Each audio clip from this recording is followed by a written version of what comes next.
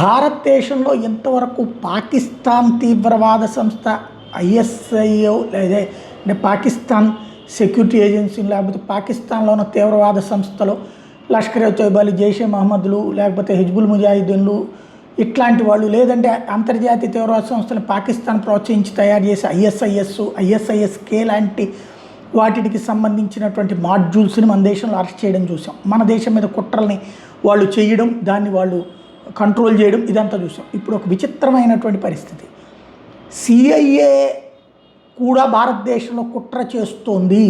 American CIA భారతదేశంలో చేస్తున్న కుట్రని భగ్నం చేశారు భారత నిఘా వర్గాలు. ఉక్రేనియన్స్తో పాటు ఒక అమెరికన్ని కూడా అరెస్ట్ చేశారు. ఇండియాలో 6 ఉక్రేనియన్లు, ఒక అమెరికన్ని అరెస్ట్ చేశారు.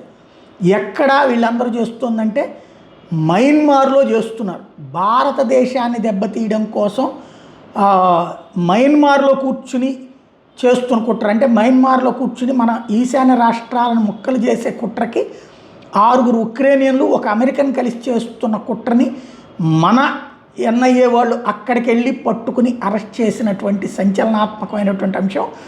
వీళ్ళు ఈ భారత్లోకి ఎట్లా చొరబడాలి, అక్కడున్న తీవ్రవాదులకి, మయన్మార్లో ఉన్నటువంటి తీవ్రవాదులకి, అలాగే వెపన్స్ ఎలా వాడాలి, డ్రోన్స్ ఎలా వాడాలి, ఇంపోర్టింగ్ డ్రోన్స్ యూరప్ నుంచి తెప్పించి మరి ఇస్తున్నటువంటి ఇట్లాంటి దరిద్రులకు సంబంధించినటువంటి అంశం ఇప్పుడు అరెస్ట్ చేసి పట్టుకోవడం సంచలనం సృష్టిస్తోంది.